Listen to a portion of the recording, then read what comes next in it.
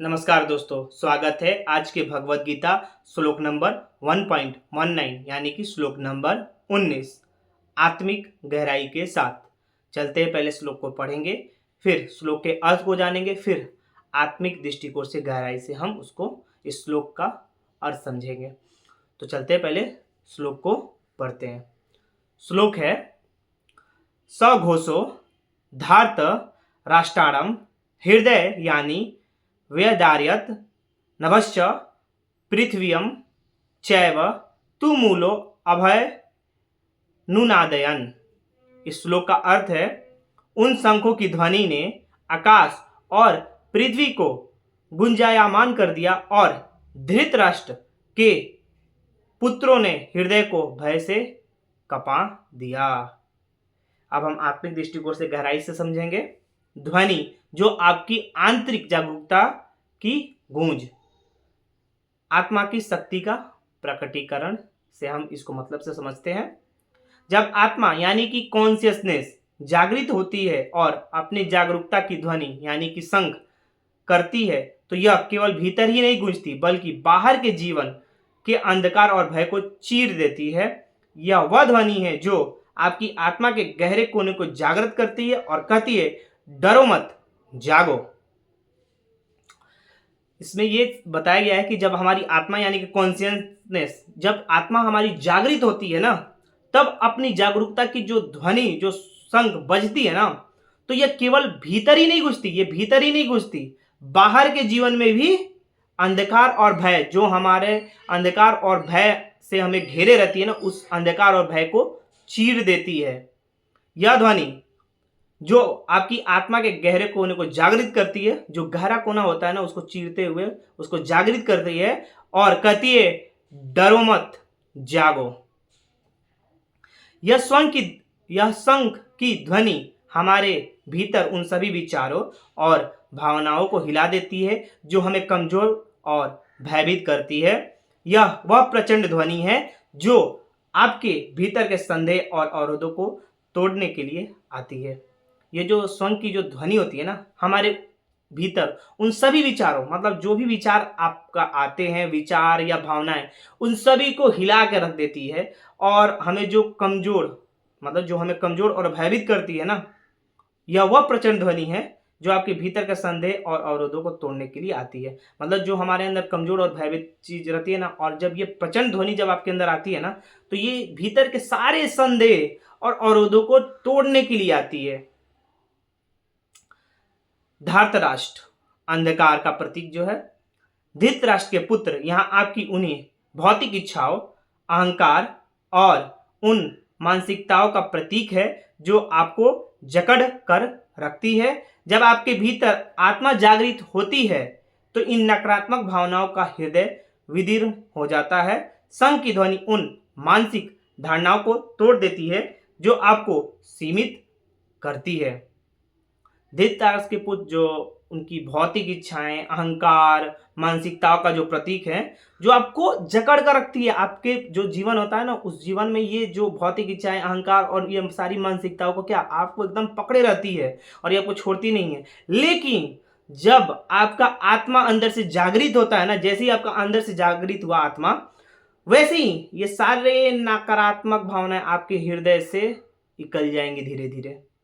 और जब ये स्वयं की ध्वनि उन मानसिक धारणाओं को जब ये तोड़ देती है, तो जो आपको सीमित करती है, जो आपको सीमित किए रहती है ना, ये सारी मानसिक धारणाओं को तोड़ देती है और उस सीमित धारणाओं से आप आगे निकल जाते हो, उससे आगे बढ़ जाते हो। शंख की ध्वनि ने न केवल हमारे अंदर के आकाश और पृथ्वी को हिला दिया, बल्कि वह हमारे बाहर के आकाश यानी कि स्पेस और पृथ्वी, बाहरी दुनिया के भय और असुरक्षाओं को भी हिला सकती है। जो ये शंख की ध्वनि है ना, न केवल हमारे अंदर के आकाश और पृथ्वी को भी हिला देती है, जो हमारे अंदर की जो ध्वनि आती है ना शंख की, और ये जब हमारे बाहर के आकाश यानी स्पेस, पृथ्वी यानी बाहरी दुनिया के भय और असुरक्षाओं को भी हिला सकती है। ये जो शंख की ध्वनि है, ये जो आपके अंदर से ये जो शंख की ध्वनि आती है, यह वही ध्वनि है जो आपको आत्मशक्ति से परिचित कराती है। यही वो ध्वनि होती है जो आपको आत्मशक्ति से ही परिचित कराती है। और आप उन लोगों के खिलाफ आवाज उठाते हैं, आवाज उठाते हो, चाहे उठाते हैं, युद्ध करते हो जो आपको गलत, अधर्म, अध्यात्म से विमुख लगते हैं, बस स्वयं की आत्मिक शक्ति जागृत ना होने का कारण साहस नहीं कर पाते विरोध करने का, ऐसे ही नपुंसकता में जीवन जीते रहते हैं। देखिए, जब आपके अंदर ये जब आत्मा अगर आपका जागृत हो जाती है ना, तो आप उन लोगों के खिलाफ आवाज उठा सकते हैं जो गलत रास्तों पे चल रहे हैं, अधर्म कर रहे हैं, अध्यात्म से विमुख हैं, जो धर्म के साथ नहीं चल रहे हैं। बस क्या करना होता है, आत्मिक शक्ति को जागृत करना होता है। अगर आपकी आत्मिक शक्ति जागृत है तो आप धर्म के साथ चलिएगा। और यही सब चीज नहीं होने के कारण आप साहस नहीं कर पाते हो और विरोध नहीं कर पाते हो गलत चीजों को, अधर्म के खिलाफ आप विरोध नहीं कर पाते हो। और यही ऐसी ही नपुंसकता में, मतलब ऐसे ही हम जीवन में जीते रहते हैं, चाहे आपके सामने कितना भी गलत हो जाए। शंख की ध्वनि सिर्फ हमारे अंदर की दुनिया को ही नहीं बल्कि बाहर की दुनिया के भय और असुरक्षाओं को भी हिला सकती है। जो शंख की ध्वनि है ना, वो सिर्फ हमारे अंदर की दुनिया की ही नहीं बल्कि बाहरी दुनिया, ये जो बाहरी दुनिया है, जो भय और असुरक्षाओं को भी हिला सकती है। जो ये बाहरी भय और असुरक्षा है ना, उस चीज को भी हिला सकती है। ये जब आपकी आत्मा की शक्ति जागृत होगी, सोच लो आप। यह ध्वनि आत्मिक शक्ति का प्रतीक है जो आपको साहस प्रदान करती है उन गलत लोगों को, धारणाओं के खिलाफ आवाज उठाने का। जब आत्मा जागृत नहीं होती तो व्यक्ति नपुंसकता में जीता रहता है, चाहे उसे अन्याय स्पष्ट दिख रहा हो फिर भी वह साहस नहीं कर पाता। देखिए, जब भी आपके आत्मिक शक्ति के अंदर जब वो ध्वनि जैसे ही आपको सुनाई देगी तो आपके अंदर साहस आएगा और उन गलत धारणाओं के खिलाफ आप क्या कीजिएगा, आवाज उठाइएगा। लेकिन जब वही अगर आपके अंदर की आत्मा जागृत नहीं है तो आप व्यक्ति नपुंसकता में जीता रहता है और क्या करता है, अन्याय स्पष्ट दिख रहा है, मतलब उससे दिख रहा है सामने से कि अन्याय हो रहा है, लेकिन फिर भी वो साहस नहीं कर पाता। क्यों? क्योंकि उसकी आत्मा जागृत नहीं रहती है। जैसे ही वो आत्मा की जागृत करेगा वो साहस से भर जाएगा, आत्मविश्वास से आगे बढ़ेगा और गलत लोगों के साथ खिलाफ उठ जाएगा वो। ऐसे ही डायरेक्ट सेलिंग के बारे में हम देखते हैं। डायरेक्ट सेलिंग इंडस्ट्री वर्तमान परिप्रेक्ष्य एक जंगल था। ये कहानी के माध्यम से हम बता रहे हैं आपको, कहानी को आप बहुत विस्तार से समझिएगा। एक जंगल था जहां कई जानवर रहते थे। इस जंगल में एक ऐसा बड़ा जानवर था जो स्वयं को जंगल का राजा मानता था। मतलब एक जंगल था जहां कई जानवर रहते थे। इस जंगल में ऐसे कई बड़े बड़े जानवर थे जो स्वयं को जंगल का राजा मानता था। लेकिन उसका स्वभाव अहंकारी, क्योंकि उसके पास जंगल की प्रजा से लूटा हुआ पैसा, मतलब अगर हम एग्जाम्पल में देखें तो, लेकिन जो उसका स्वभाव था ना वो अहंकारी था। क्यों था? क्योंकि लिए उसके पास जंगल की प्रजा, जो ये जंगल की प्रजा जैसे बाहर है ना, बाहर जो ये वर्क कर रहे हैं डायरेक्ट सेलिंग इंडस्ट्री में, और बाहर वाले लोगों से लूटा हुआ जो पैसा हुआ है ना, लूटा हुआ पैसा, ये जैसे ये आपको कहानी के तौर पे बताया जा रहा है, वैसे ही हमारी जिंदगी में भी है कि ये बाहर का जो लूटा हुआ जो पैसा है ना, जो एक लीडर करता है, और वो लीडर नहीं होता है सही मायने में देखो तो क्या है, उस जंगल की प्रजा से लूटा हुआ पैसा, यानी कि मोटिवेशन। क्या करते हैं लोग बाहर की दुनिया में? मोटिवेशन और प्रोपेगेंडा के बल पर बेची गई फ्रेंचाइजी था।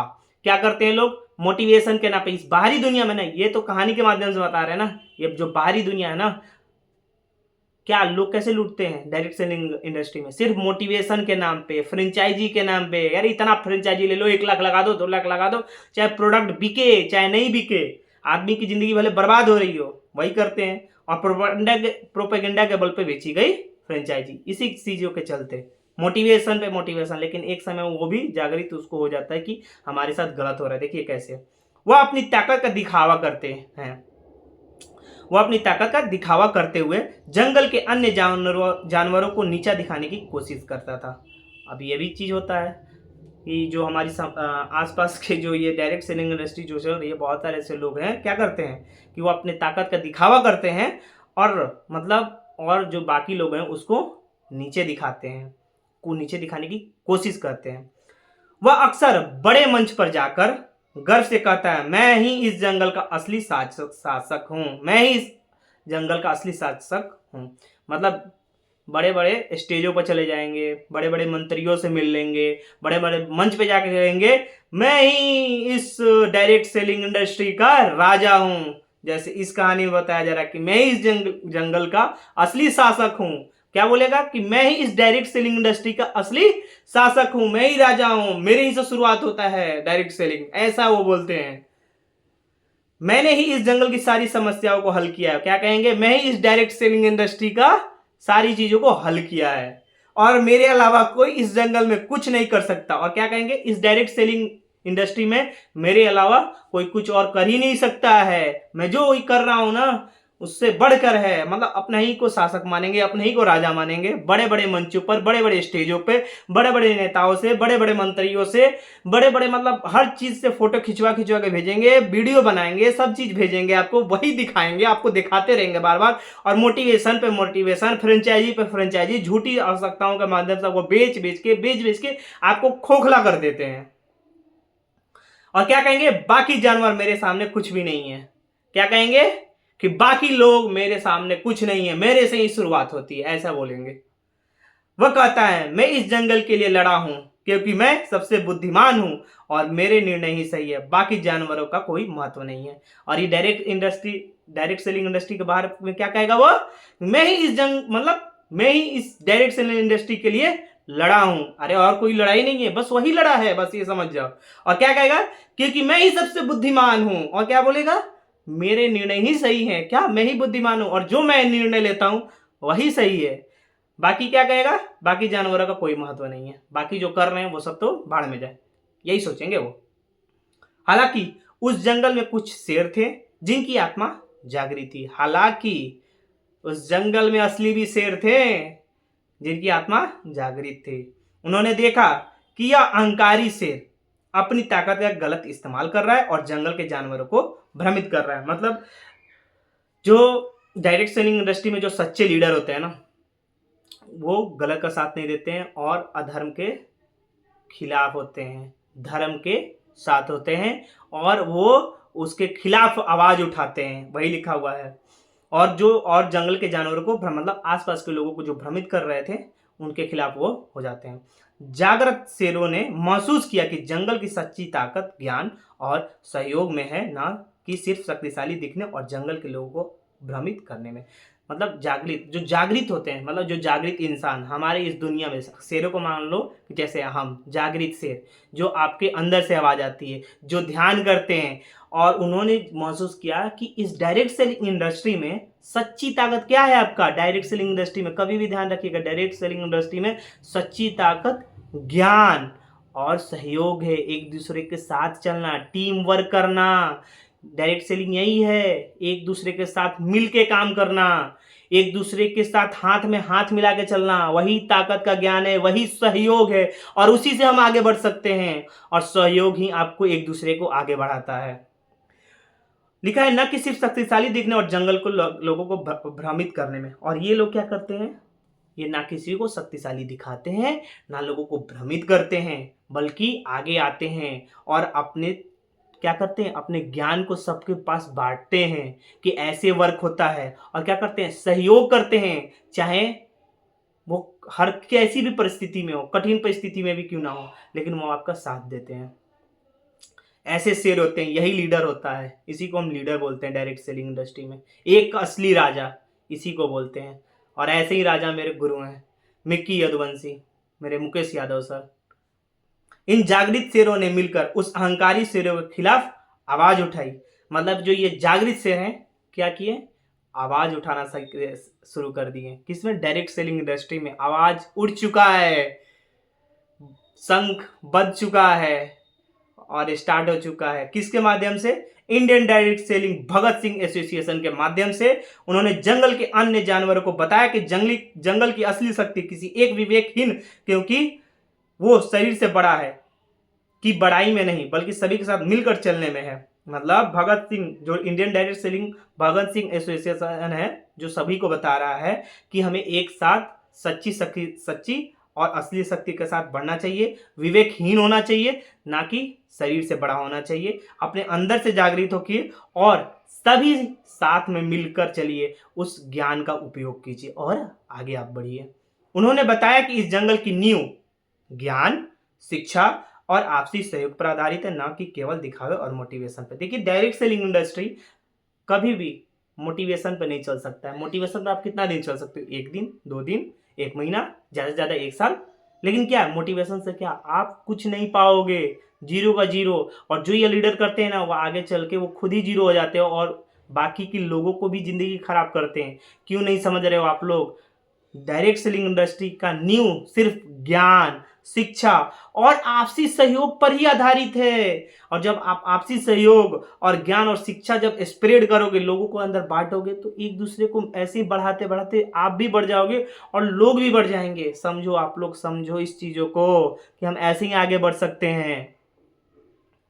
इस कहानी से यह संदेश मिलता है कि जब आत्मा जागृत होती है तो न केवल आप सत्य के पक्ष में खड़े होते हैं, बल्कि अहंकारियों के खिलाफ भी आवाज उठाते हैं, जो केवल अपना हित चाहते हैं और लोगों को बेवकूफ बनाते हैं। देखिए, इस कहानी से हमें यह संदेश लेना चाहिए कि जब हम अंदर से जागृत हो अपनी आत्मा से, तो न केवल आप सत्य के पक्ष में खड़े, मतलब हम सत्य के पक्ष में खड़े होते हैं और उन अहंकारियों के खिलाफ आवाज उठाते हैं जो गलत करते हैं। और जो कौन गलत करता है? जो अपने हित के लिए करते हैं और लोगों को बेवकूफ बनाते हैं, उनके खिलाफ हम होते हैं। उनको क्या करते हैं? हम असत्य करने नहीं देते हैं, उनके खिलाफ हम आवाज उठाते हैं। अब देखिए, भय का अंत कैसे होगा? हम भय का अंत कैसे कर सकते हैं डायरेक्ट सेलिंग इंडस्ट्री में, ये भी आपको बताते हैं। देखिए, लिखा हुआ है, धार्त राष्ट्र के पुत्र भय से क्यों कांप उठते हैं? सवाल है, धार्त राष्ट्र के पुत्र भय से क्यों कांप उठते हैं? क्योंकि संघ की यह गूंज उस जागरूक आत्मा की ध्वनि है जो अब अजेय हो चुकी है। यह बताती है कि जब आपकी आत्मा कॉन्शियसनेस पूर्ण रूप से जागृत हो चुकी है, तो बाहरी भय और असुरक्षाएं तुच्छ बन जाती हैं। देखिए, भय का अंत कब होता है? जब हमारे अंदर, जब हमारी आत्मा, हमारी अंदर की आत्मा जब पूर्ण रूप से, मतलब पूर्ण रूप से जब आपके अंदर जागृत हो जाएगी आपकी आत्मा, तो वह गूंज उस चीज का होता है, एक जागरूक आत्मा की ध्वनि का प्रतीक हो जाता है। और वो क्या होता है? वो आत्मा अजय हो चुका होता है, और जिसके चलते वह पूर्ण रूप से जब जागृत रहता है, तो जैसे बाहरी भय और असुरक्षाएं क्या करती है? तुच्छ बन जाती है, उसके सामने कुछ नहीं होती हैं। समझ जाइए। उदाहरण के तौर पर, जैसे वर्तमान समय में कुछ बड़ी संस्थाएं, मतलब बाहर से दिख रही हैं बड़ी और ज्ञान के मामले हैं अंदर से खोखली। मतलब वर्तमान समय में कुछ बड़ी संस्थाएं हैं जिसको देखा जाए बाहर, मतलब कि बाहर से तो दिखाती अच्छी हैं, मतलब बहुत बड़ी दिख रही हैं, लेकिन ज्ञान के मामले में, अगर ज्ञान के बारे में उनसे बात की जाए ना, तो ज्ञान के मामले में अंदर से तो एकदम खोखला, समझ जाइए। और व्यक्तिगत अपनी पहचान खोने के डर से बड़ी बड़ी घोषणाएं और मंचों से अपने जाहिलपन से अनाप शनाप भाषणबाजी करते हैं। क्या करते हैं? एक तो दिखावा है, एक तो ज्ञान नहीं है, ऊपर से बिना बेफुजूल पोस्टरबाजी, भाषणबाजी करते रहेंगे, बिना मतलब का प्रचार करते रहेंगे। और प्रचार करते हैं, मैंने क्या बोला? प्रचार करते हैं। ठीक उसी तरह हमारी आंतरिक इच्छाएं और अहंकार भी शोर मचाते हैं ताकि हमें भ्रमित रखा जा सके। और इस चीज से क्या होता है? हमारी आंतरिक इच्छाएं क्या करती है? अहंकार को शोर मचाते हैं और क्या, हम उसे भ्रमित हो जाते हैं। आप भी भ्रमित हो जाते हो, और वो भ्रमित के चलते आप अंदर की वो उस शक्ति को आप जागृत कर ही नहीं पाते हो। लेकिन जैसे ही आत्मा का शंख बजता है, लेकिन जैसे ही आपके अंदर के आत्मा का शंख बजता है, वह सब कुछ शांत हो जाता है। और जैसे ही आपके अंदर की वो शंख बजेगी, वैसे ही आप शांत हो जाओगे, एकदम पूर्ण रूप से शांत।